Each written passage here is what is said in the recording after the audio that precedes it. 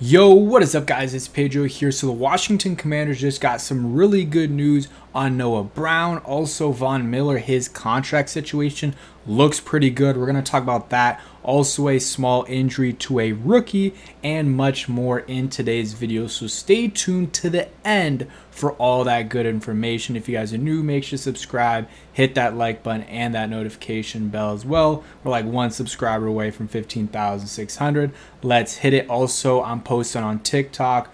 I'll link it below. It'll just be some short videos and stuff like that. Go ahead and follow. I'll follow you back, of course. So let's talk about Noah Brown. So I haven't made a Noah Brown update video in a minute. You know, he got injured in minicamp or OTAs. I think it was minicamp though, a long time ago. I mean, that's like a month and a half, like 5-ish weeks, 6 weeks. And then here and there, I've heard rumblings of some update. I haven't, I didn't see many, just, a couple weeks out I did in terms of, all right, it doesn't look as bad as it is. But then obviously, I had my surgery and everything, so wasn't locked in with that. But I did see like Ed post a couple of videos and stuff like that. But this is like the first thing I've seen.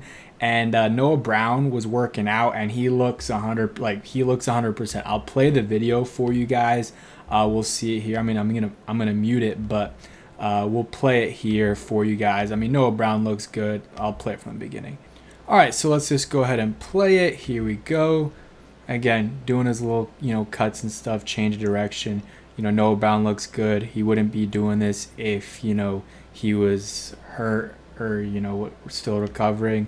Looks like he's getting into training camp shape, football shape, doing these last minute drills, getting into good shape as he possibly can. Noah Brown looks good there, and I'm not an analyst, I'm not a personal trainer, stuff like that, so not going to give any more breakdown than that, but he does look good and doesn't really look like he's nursing any injury. They never really did release the injury, at least from what I saw, so not a lot of specifics there, but we know he's going to be good, and that's a huge relief because Noah Brown, when the news happened and they said he had to get stretched out, everyone assumed the worst.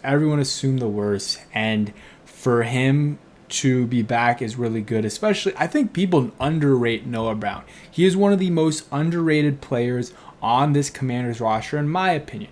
Maybe you guys don't agree. I'm going to show you guys some stats that maybe will change your mind. But Noah Brown last year, yeah, sometimes he struggled with drops and stuff like that, but did post this a little while ago. Noah Brown last year was on pace for over 700 yards and led the league in pass interferences drawn. I should have specified in the tweet until he got hurt. Even after he got hurt, he was still on like the top 5, top 10, I'm pretty sure. So it was on pace for like 701 yards before his injury. I mean, obviously, though, he missed at least part of that game with an injury. So on pace for a little bit more than 700. The issue, I guess, with him, he didn't really get touchdowns. The one touchdown he did get, though, was a huge touchdown for the Washington Commanders.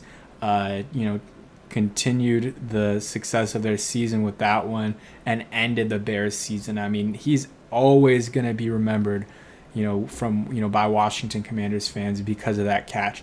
And if you really look at it, though, Noah Brown's never been a big touchdown guy. I mean, yeah, his first 4 years in the NFL, he didn't have a lot of yards, so you can be like, all right, that's why he didn't get a lot of touchdowns. But I mean, still, you look at it, that's over 300 yards there.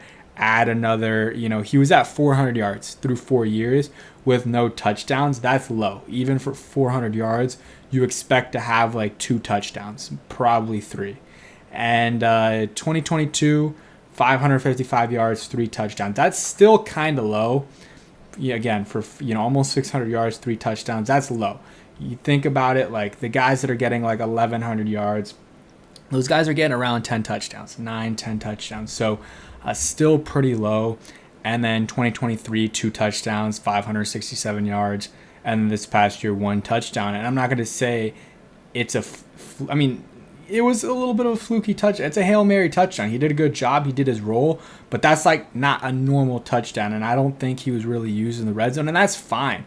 If they don't want to use him in the red zone, that's not necessarily his role. That's Terry McLaurin's role.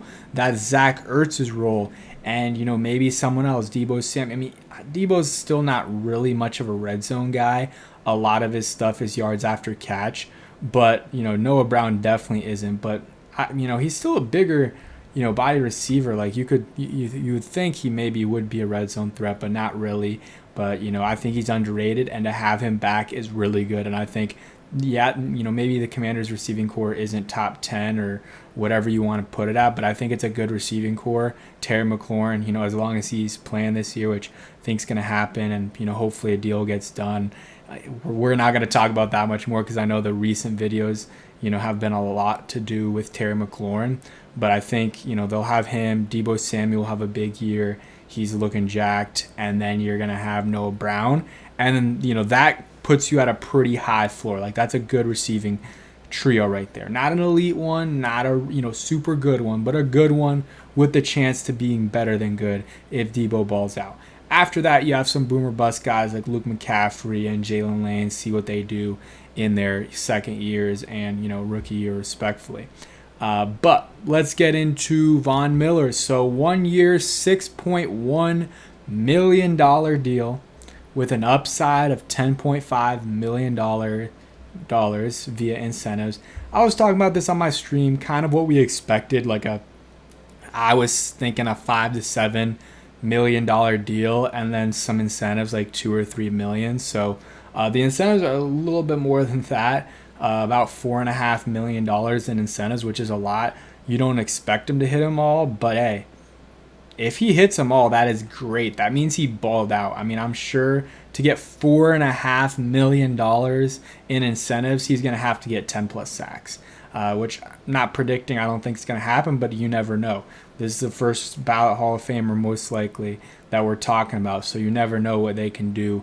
But I think it's a good contract, maybe a little bit more than some people thought. But again, I don't think that's, that much. It's a 1 year deal. And, they have a lot of cap space for, it's this year, right? So it's not like it's a 3-4 year deal where that changes things. It's this year they have cap space, and it doesn't affect a Terry McLaurin deal. Don't think it has a void year, which in that case it might affect it. But, these deals don't usually have void years onto them, added onto them. And I will be making a cap space video. I know a lot of you guys did ask for it, or I talked about potentially making it. A lot of you guys want it. So tomorrow, unless something crazy news-wise with the Commanders happens, that'll be up for you guys. But I think this is a solid deal. Interested to see what the incentives. My guess is it's games played, maybe snaps played, and then, obviously sacks, and then, maybe playoff wins and stuff like that. But that is the Von Miller news, and nothing crazy with that contract. It's kind of what you expected, and it would have been the same thing with Jadeveon Clowney, maybe a little bit more with Jadeveon, and the Zadarius Smith, same thing. Maybe Zadarius would have gotten a little bit more than Von Miller did, but I think it's a good deal for both sides here, and incentives always are good because it incentivizes the player to do well. And, you're glad to pay a couple extra million, a few extra million if they end up balling out. And I saw a stat from Nikki Javala that if, Von Miller is able to get close to that 10 million mark, he will be the first defender in NFL history to get $200 million in career earnings. And, the number hasn't been released yet in terms of what he's going to wear. He did put a mock-up of 24, so it's not official, but very, very good chance he's going to be wearing that number. Last worn by Michael Davis. And then before that, it was Gibson and then Josh Norman. I think that's the rundown on the number 24. All right. Injury news with the rookie. Commanders place tackle/guard from NC State, Timothy McKay, on the non-football injury list. Still counts towards the 90-man roster. Will begin camp by rehabbing on the side fields. Basically, what that means is he got hurt before he was drafted to the Commanders, and at NC State, so he's on the non-football injury list from the NFI. Some people just abbreviate it. But if you see that, that's why it's there. Like 95% sure Johnny Newton was on that list last year. It's just, a way to, like, I think it's better for the team if something goes wrong, if you're on the NFI list, instead of the, IR list or whatever like that. But yeah, did play at NC State. Got a decent amount of money with, the Commanders contract. I think it was like a torn bicep or pec that he suffered training, I think, at his pro day, which, obviously sucks. But this is a prime example of a guy they want to keep around, in my opinion, but they're probably going to put him on IR to start the season. So he'll miss, they'll have him missing the full season, but they still keep team control. So that is like the best possible scenario for them. Maybe not for Tim McKay, but they, this happens a lot with rookies and, other players that they just want to try to keep around. I'm trying to think of other guys that they did with, that they did this with. I know Sammis Reyes, they got him on the roster and then they might have put him on IR before, I don't know.